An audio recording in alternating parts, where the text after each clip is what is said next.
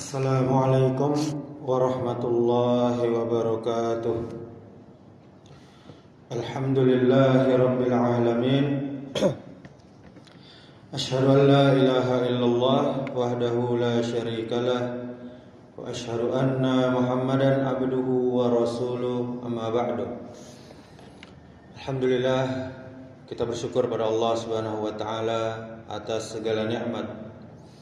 Kemudian salawat beserta salam semoga selalu tercurahkan untuk junjungan kita, suri tauladan kita sampai hari kiamat, yakni Nabi Muhammad sallallahu alaihi wasallam. Allahumma salli ala Muhammad wa ala ali Muhammad.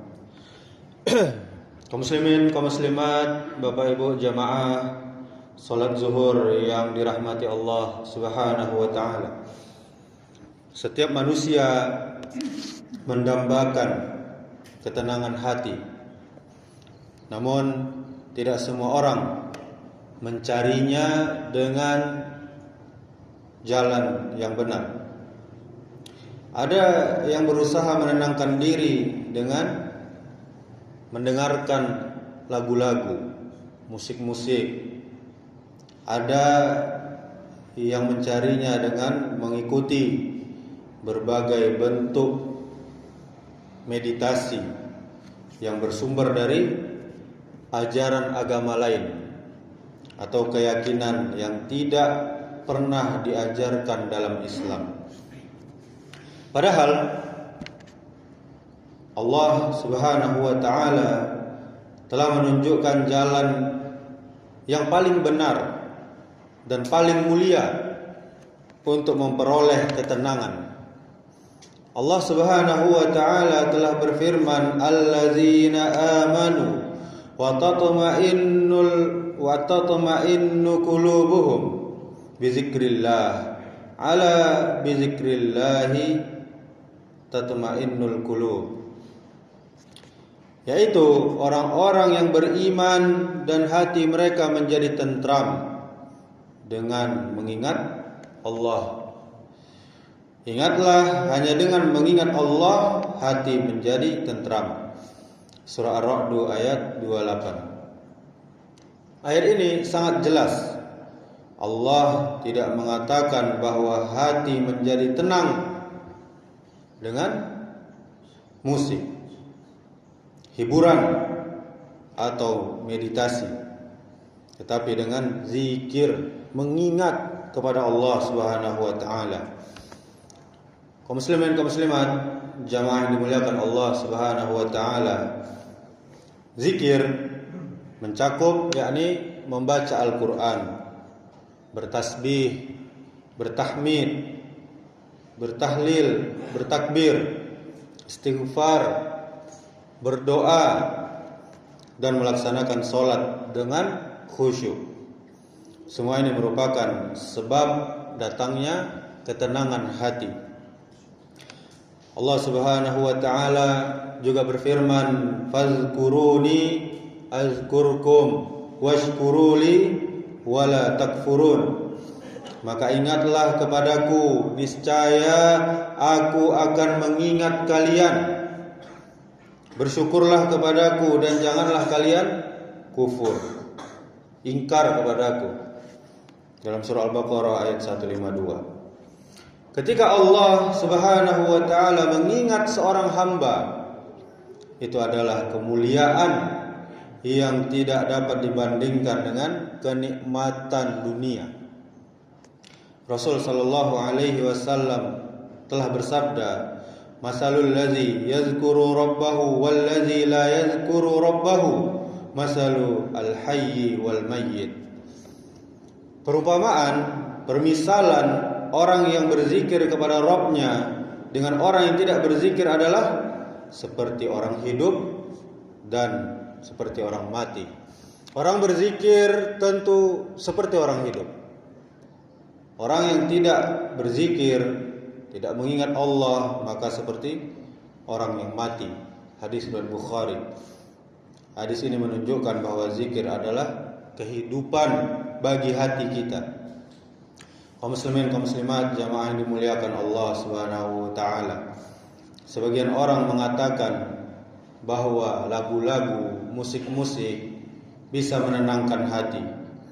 Perasaan rileks yang mungkin dirasakan seseorang belum tentu menunjukkan dia mendapatkan ketenangan yang hakiki.